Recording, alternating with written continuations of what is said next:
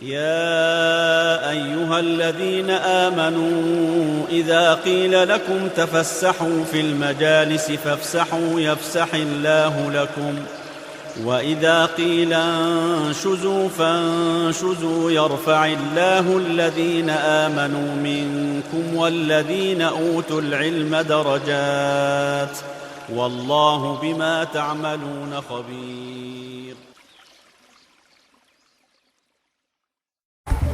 Bismillahirrahmanirrahim.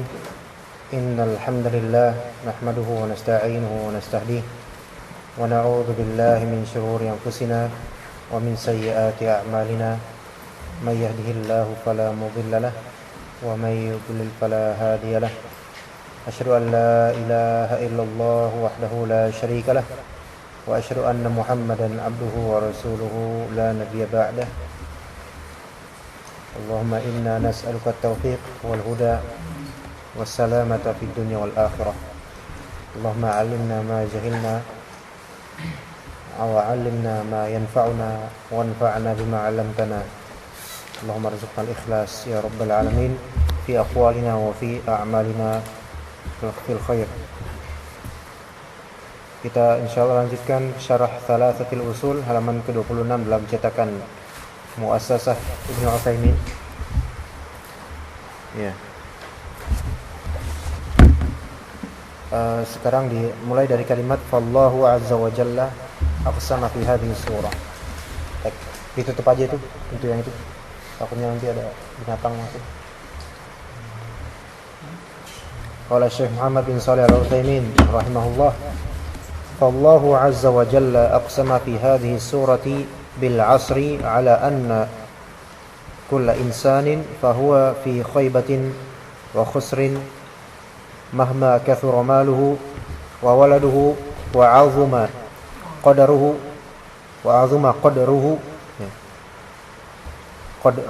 wa syarafuhu illa man jama'a hadhihi al-awsaf al-arba'ah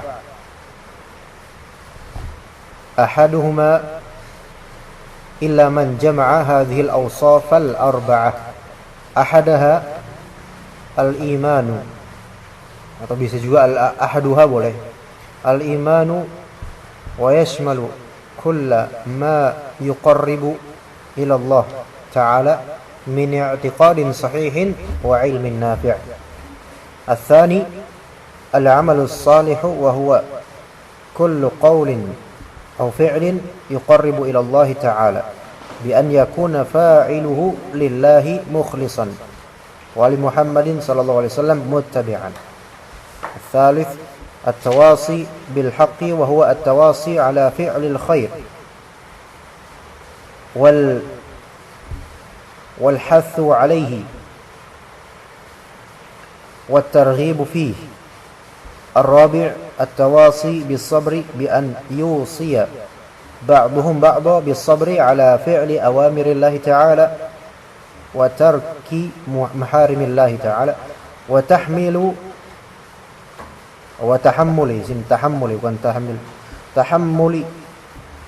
أقدار الله. Kita mulai. Fallahu azza wa jalla aqsama fi hadhihi surati bil 'asr. Allah taala beriqsam, yaitu bersumpah fi hadhihi surah, di surat ini, bil asr, dengan masa, al asr. Waalaikumsalam. Nah, kemudian al muqsam alaihinya adalah anna kulla insanin fahuwa fi khaybatin wa khusrin, bahwasanya semua manusia itu berada di khaybah ya kehancuran,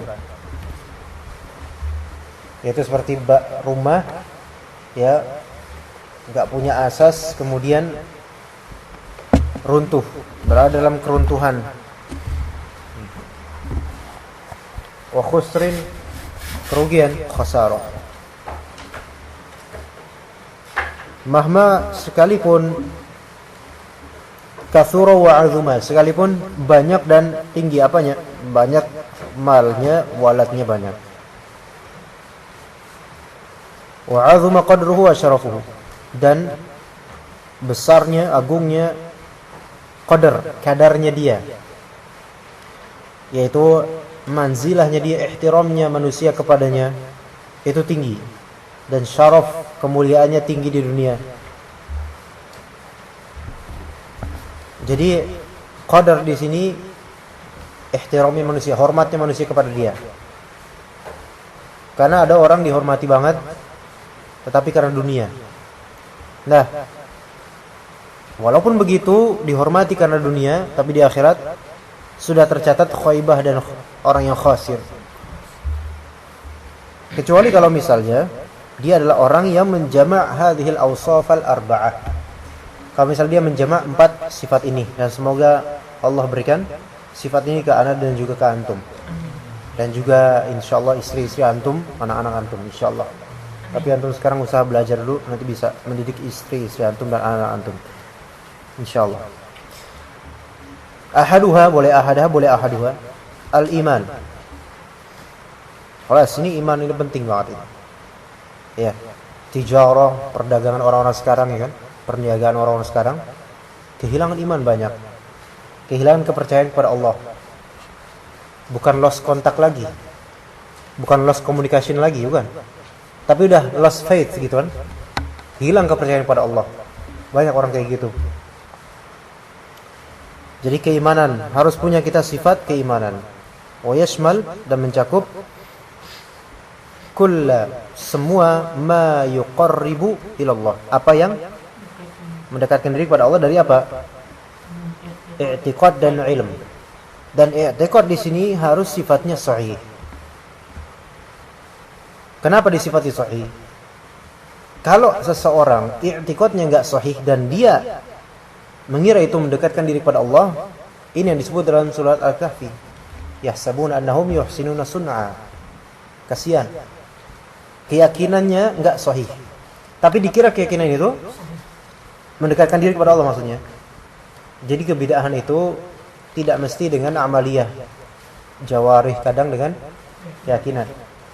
Dan kita jangan merasa selamat dengan ini, maksudnya selamat dari keyakinan-keyakinan fasidah, belum tentu. Ya, jangan mentazkiyah diri kita. Tapi memang ada orang yang mungkin lebih buruk dari kita dan zahir keburukannya itu, cuma kita jangan merasa sudah pasti tidak ada keyakinan kebid'ahan dan selamanya dari diri kita, belum tentu. Nah, wa ilmin nafi', ilmu yang bermanfaat itu bisa mendekatkan diri kita kepada Allah Ta'ala. Dan itu terasa kalau misalnya ilmu antum bermanfaat dan kemudian antum juga alhamdulillah mendapatkan serasa berkah di kehidupannya dengan ilmu tersebut. Semoga memang itu ilmu yang Allah catat sebagai ilmu yang nafi'. Ya. Kalau misalnya hidup antum berubah dengan ilmu, ya, itu baru menunjukkan ilmu antum alhamdulillah berkah. Berubah dengan jadi baik gitu loh. Walaupun kondisi ekonomi mungkin morat-marit, tapi ketika antum merasa Allah berikan ilmu kepada antum, maka itu kekayaan yang lebih daripada kekayaan harta. Tapi tentu harta butuh, kan.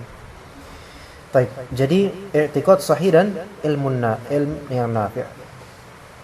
Itu menunjang keimanan kita sehingga kita bisa mendekatkan diri kepada Allah dengan dua hal itu, i'tiqad dan ilmu. Dan ini bisa terkumpul ketika antum membaca Al-Quran. Ketika antum mempunyai ilmu penerjemahannya, kemudian antum punya akidah yang sahihah, ya, misalnya antum sekarang tafsir juz amma apa? At-Takwir. Ketika antum membaca idza syamsu kuwirat dan seterusnya, di situ kan tentang penjabaran apa yang terjadi di hari kiamat. I'tiqad antum sahih tentang itu, dan antum memiliki ilmu karena udah belajar tentang surat At-Takwir.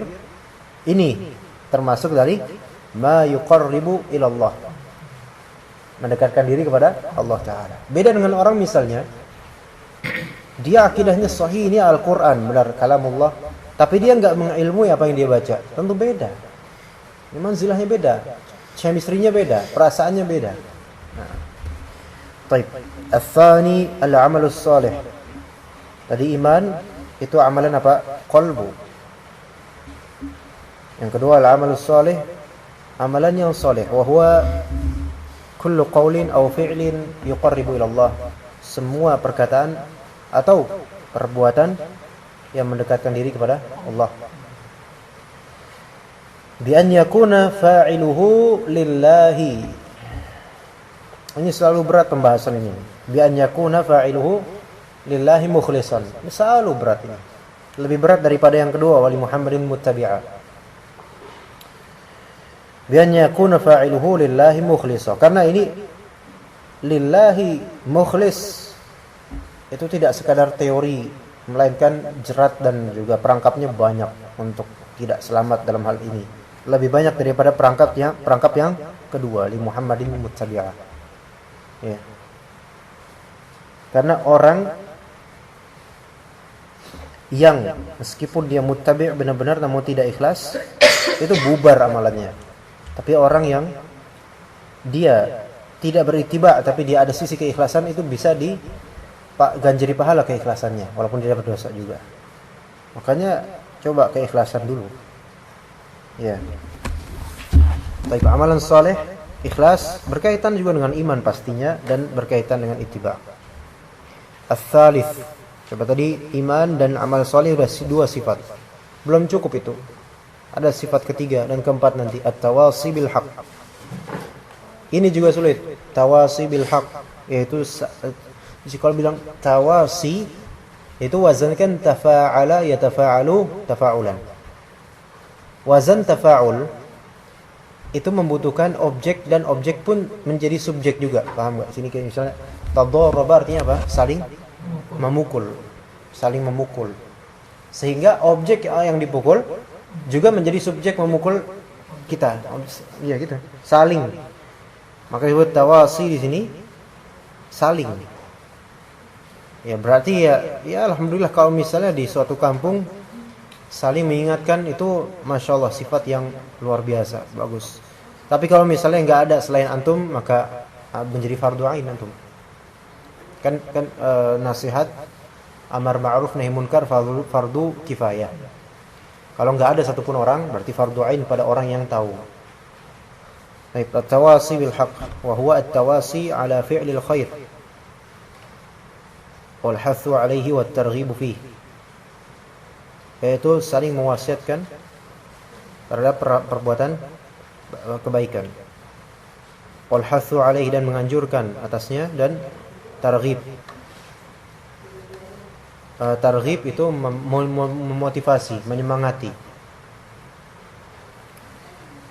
atas perbuatan baik. Kalau antum ketemu misalnya ada orang sakit dan ada indikasi kena jin karena dokter tidak bisa mendiagnosa penyakit yang ada di dirinya walaupun sudah dirawat berlama-lama gitu kan.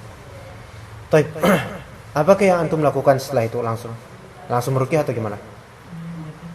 Enggak, jangan langsung meruqyah. Antum diagnosa dulu sedikit, kemudian antum nasihati, itu dulu aja. Ruqyah itu bab terakhir aja, biar dia meruqyah diri sendiri. Itu sekarang manhaj kita seperti itu aja. Karena kalau dari awal ruqyah kita nggak tahu apa-apa atau baru mendiagnosa sedikit, takutnya ada ketertipuan. Jadi baiknya dari awal tawasi bil haq, amalkan ini dulu. Dan gini, tawasi bil haq itu ketika antum mentawasi, tazkiyah diri sendiri dulu. Maksudnya tazkiyatun nufus dulu. Maksudnya dalam konteks kita ini menasihati diri kita juga. Jangan sampai kayak misalnya gini, anak kajian seperti ini. Ini kan sama dengan anak melantunkan kalimat-kalimat supaya menasihati antum. Kalau di sini anak nggak menancapkan untuk diri anak juga, untuk mendengar nasihat dari anak pribadi untuk anak, maka ini betapa buruknya anak, gitu kan? Yaitu anak menasihati antum dan anak melupakan diri sendiri. Dengan atamuruna an-nasa bil birri wa tansawna anfusakum wa antum tatluna al-kitab afala ta'qilun, gitu kan? Masya Allah, anak ya istighfar kita kalau misalnya mendengar ayat ini, selalu istighfar kita. Astagfirullah, kita benar-benar ini ta'muruna an-nasa, kalian memerintahkan manusia bil bir wa tansawna anfusakum, dan kalian melupakan diri kalian sendiri. Karakter Yahudi dan karakter sebagian dai, dan mungkin itu kita. Dan semoga bukan kita. Kalaupun iya, semoga Allah sembuhkan. Wa ta'muruna bil bir, kebaikan, wa haliyah wa tansawna anfusakum, dan kalian melupakan diri kalian.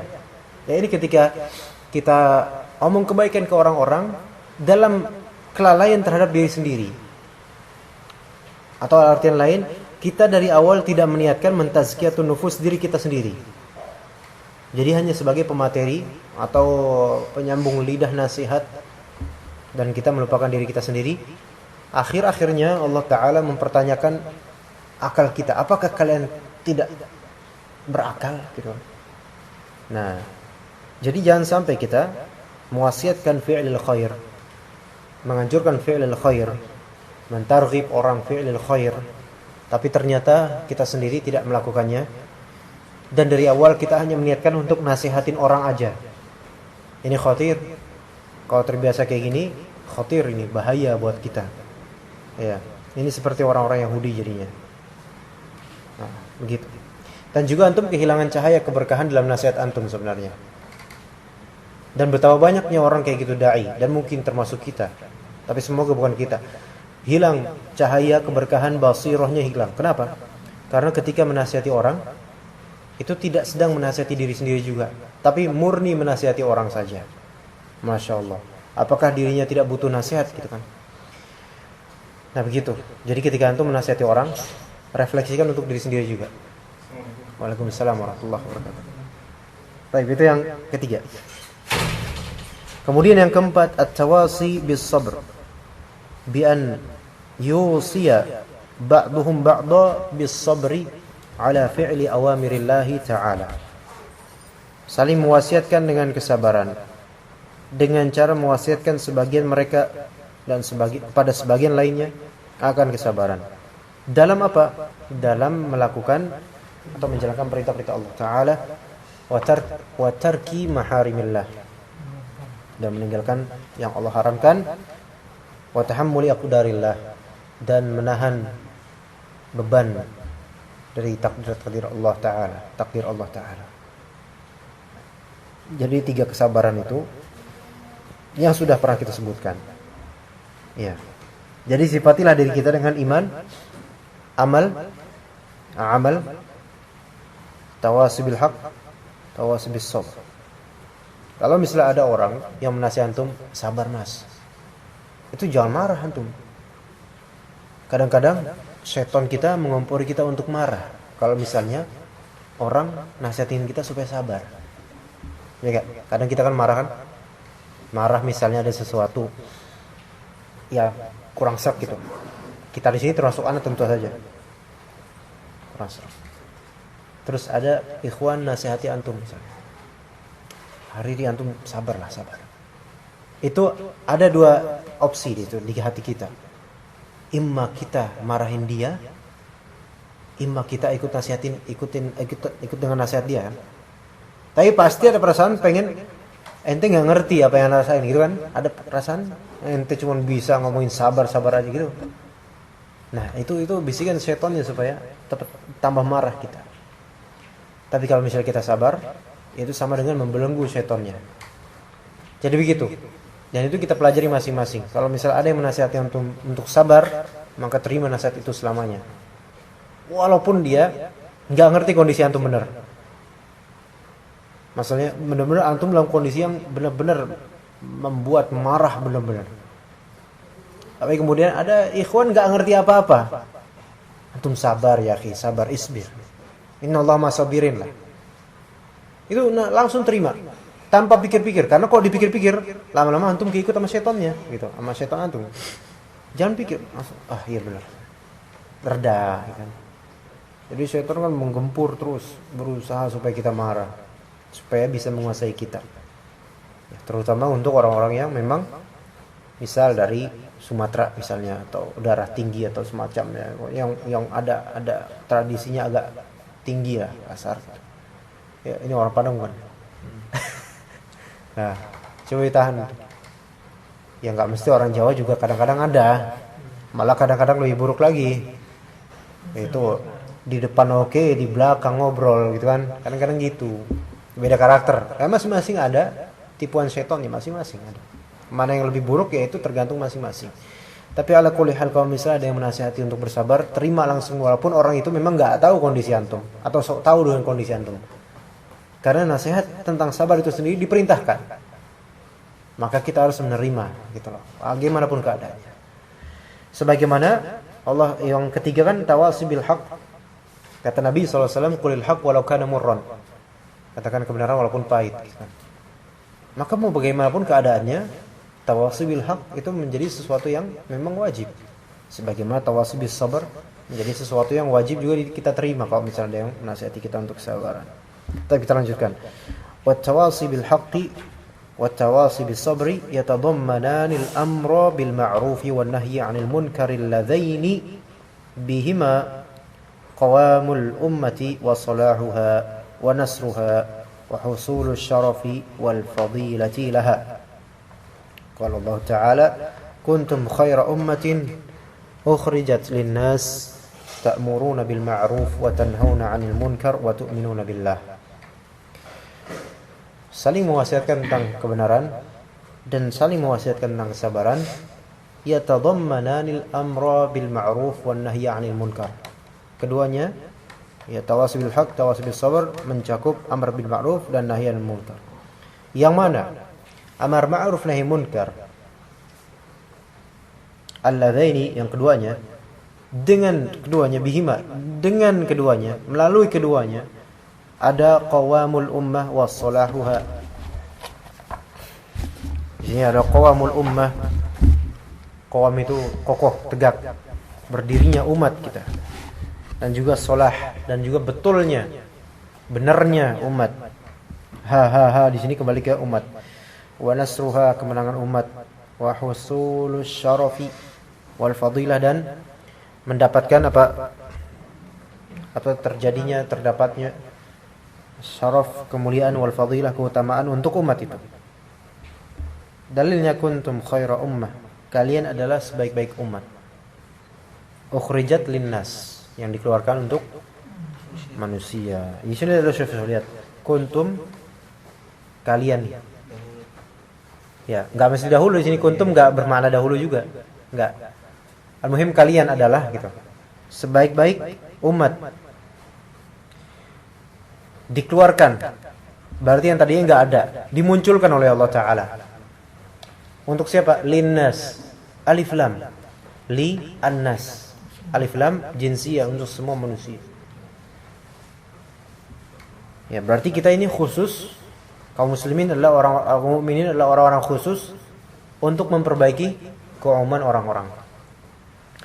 Dan tugasnya ta'muruna bil ma'ruf wa tanhauna 'anil munkar wa tu'minuna billah. Baik. Ada orang amar ma'ruf nahi munkar tapi enggak beriman kepada Allah. Gimana tuh? Useless, enggak ada artinya, ya. Amar ma'ruf nahi munkar tapi enggak beriman kepada nabi misalnya. Seperti misalnya inkarus sunnah atau Qur'aniyun, jamaah Qur'aniyun yang mengingkari sunnah nabi. Enggak ada, useless. Bahkan itu kufur. Ya. Semoga Allah makin sedikitkan. Tapi ini emang sedikit itu kan? Sedikit, alhamdulillah. Tapi kemarin yang ketika kita berkumpul dengan ada jemaah yang kemarin ada kajian, mereka selalu memproklamirkan bahwasanya kejayaan umat ini adalah dengan dakwah sahih. Kalimat sahih. Kalimat sahih. Kalimat sahihah, gitu kan? Kejayaan umat ini dengan dakwah.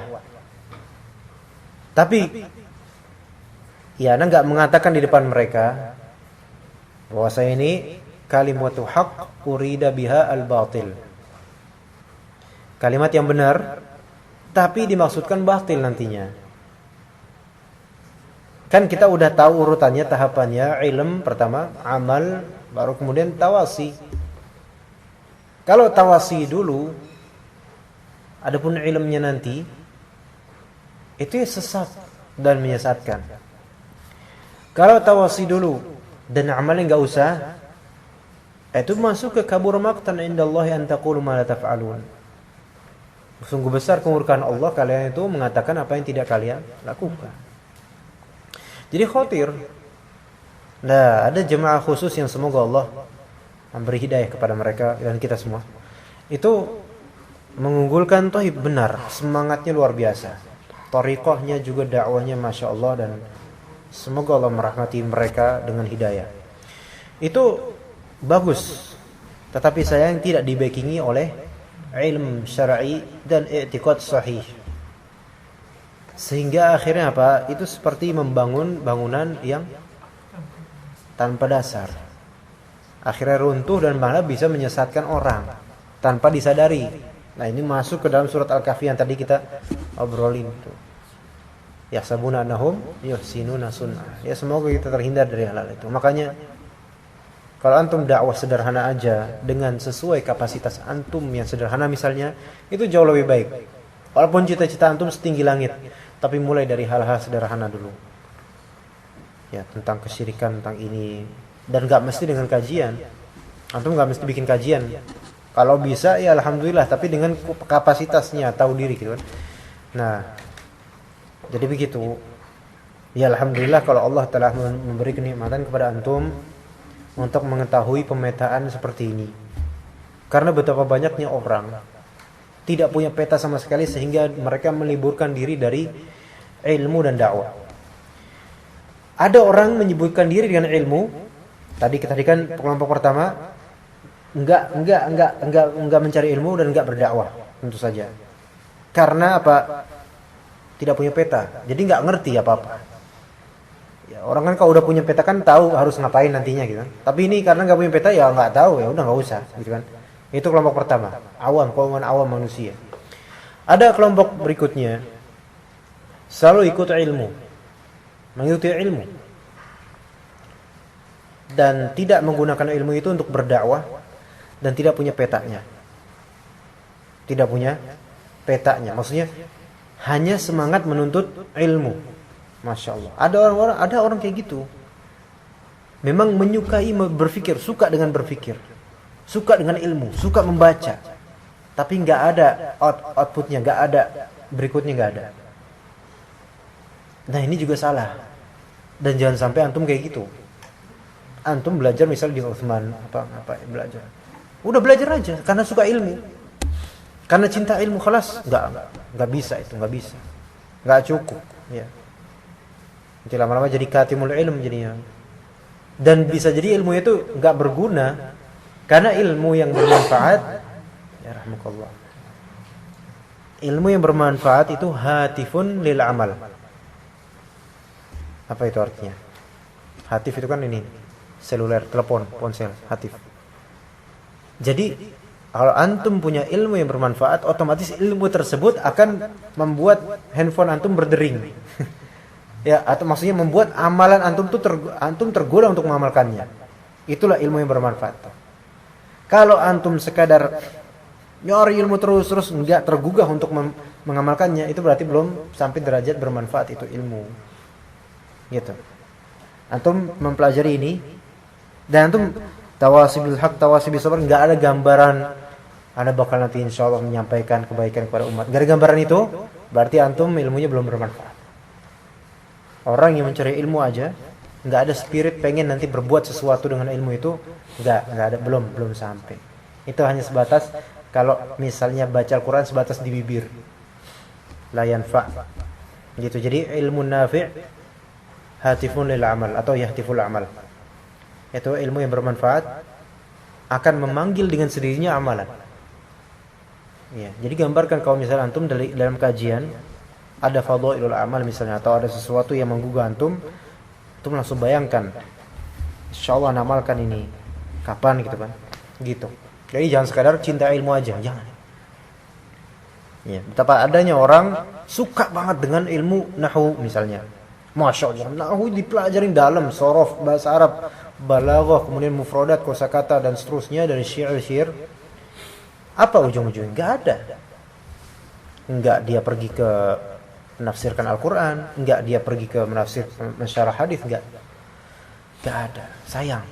Ya. Itu tadi yang cinta ilmu tapi enggak mendapatkan ruh amar ma'ruf nahi munkar, enggak mendapatkan ruh tawasi bil haqq wa tawasi bis sabr. Ya. Amat disayangkan yang seperti ini. Ada juga orang sangat suka dengan berdakwah. Karena kadang dakwah itu memberikan sensasi. Tapi dia nggak membackingi dirinya dengan ilmu terlebih dahulu. Dan tergesa masuk ke dalam tahapan dakwah. Ini juga kesesatan. Maksudnya kesesatan pemetaan. Dan kalimatnya benar bahwasanya umat ini tidak akan tegak kecuali dengan dakwah. Sahih. Tetapi ini bisa batil kalau misalnya petanya salah. Nah, kita nggak bisa 1 bulan baru mengenal sunnah kemudian mengajarkannya kepada kaum muslimin di depan, di kajian, di podium, jadi khotib Jumat, nggak bisa, belum matang.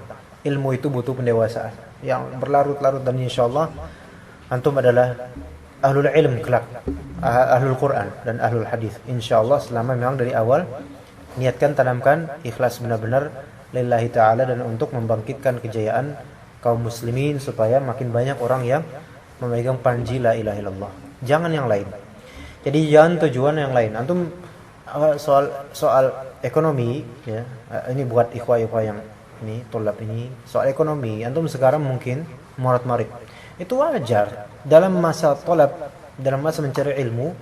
Kalau antum kaya dari sekarang, itu fitnah jadinya, susah antum belajar. Mikirin nanti jauh, nanti mikirnya bisnis ini, bisnis itu. Wah, kelas intaha ini semua. Enggak ada manfaatnya. Maksudnya antum hilang pikiran ini, enggak ada kontak benar-benar ke batin, enggak masuk ke hati. Ya masuk ke hati antum fulus.